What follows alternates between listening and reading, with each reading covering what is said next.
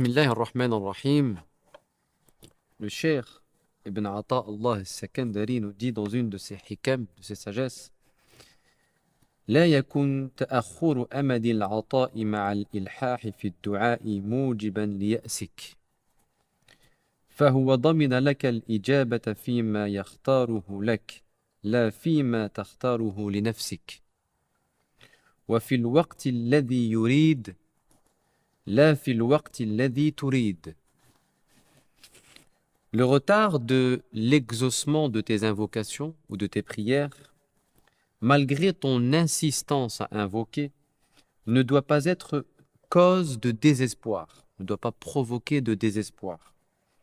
Il t'a assuré la réponse dans ce qu'il a décidé pour toi et non dans ce que tu as choisi pour toi-même.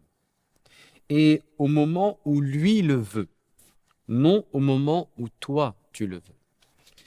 Cette sagesse d'Ibn Ata Allah al-Sakandari est extrêmement précieuse et elle est riche en enseignements spirituels. Et de cette sagesse, nous pouvons tirer 2 ou 3 enseignements importants dans notre rapport à Allah subhanahu wa ta'ala. La première des choses qui nous est dit ici dans cette hikmah, c'est que quand on invoque, il faut adopter les bonnes convenances, qu'elles soient extérieures ou qu'elles soient intérieures.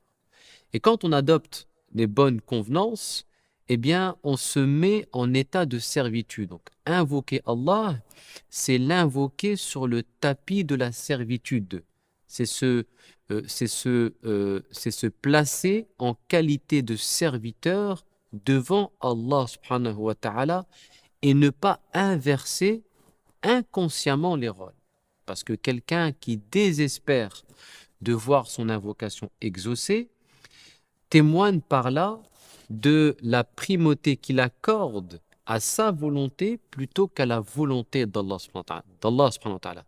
C'est qu'il cherche à ce que dans son invocation triomphe sa volonté personnelle plutôt que la volonté d'Allah subhanahu wa ta'ala.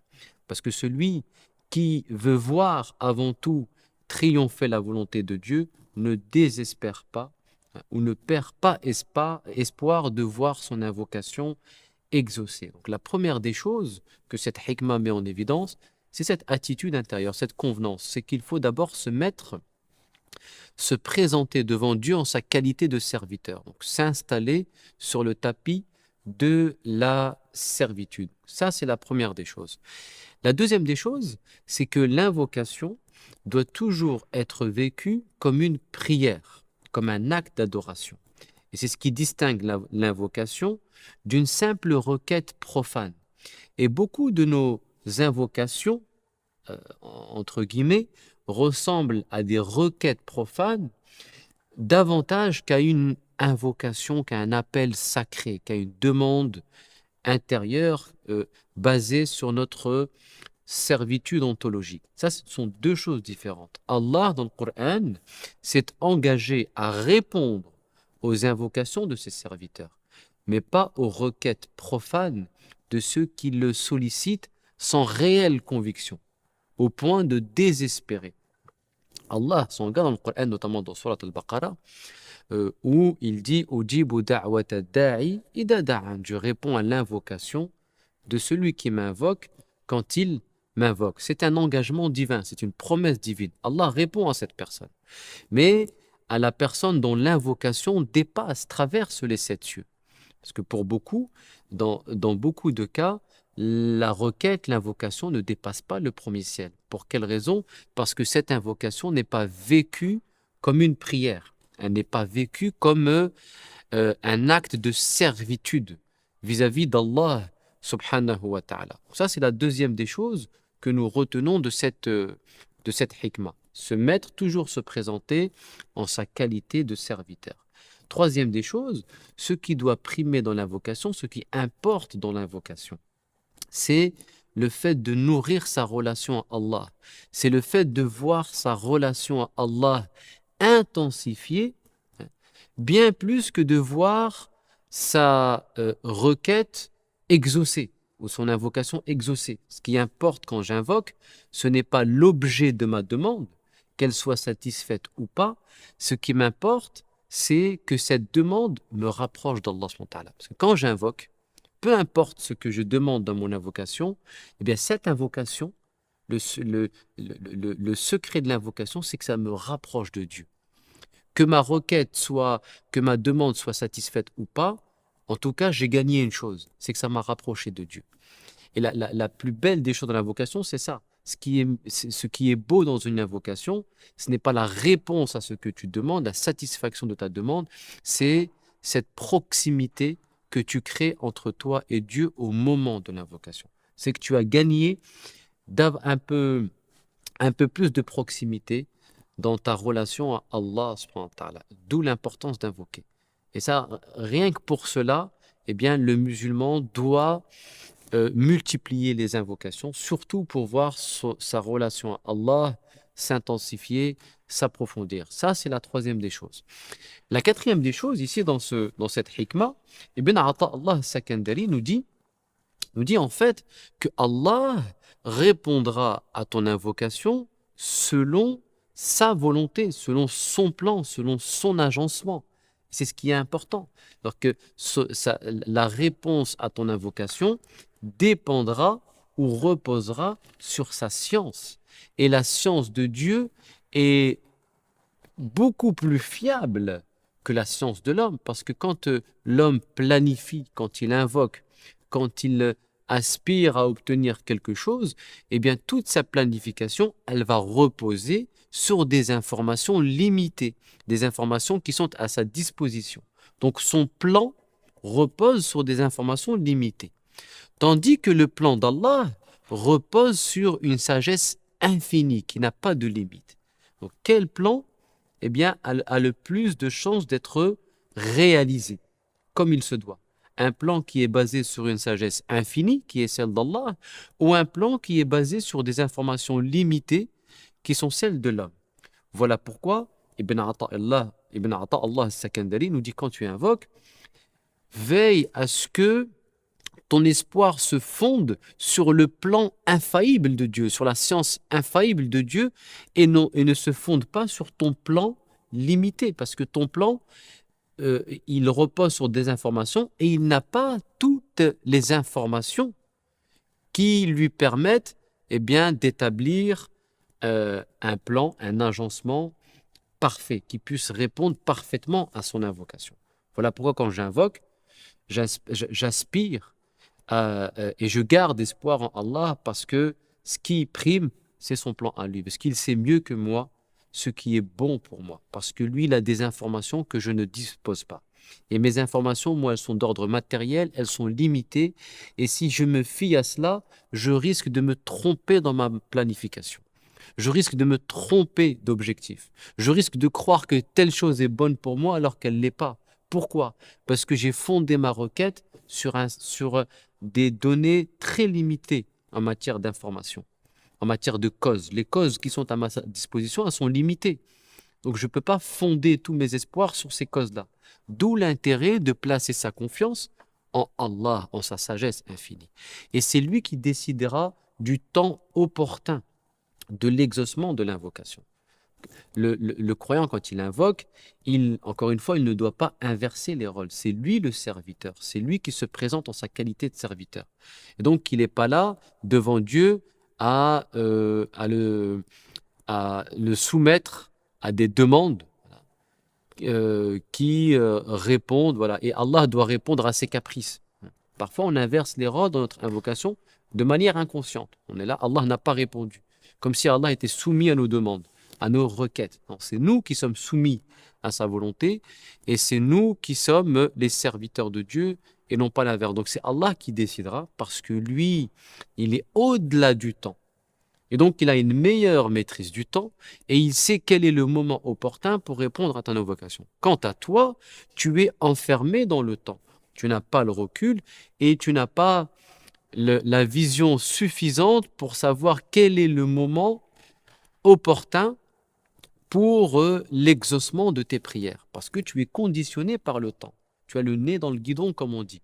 Allah, lui, il est au-dessus, il n'est pas conditionné par le temps, il en est le maître, il en est le créateur, et il sait le moment favorable à l'exaucement de, de tes invocations. Donc ça, ce sont des choses, c'est une sagesse qui est en fait très très forte parce qu'elle nous amène à reconsidérer notre rapport à Dieu dans notre invocation, à ne pas perdre espoir, à toujours garder espoir dans l'invocation parce que Allah finit toujours par exaucer les prières de celui qui le sollicite.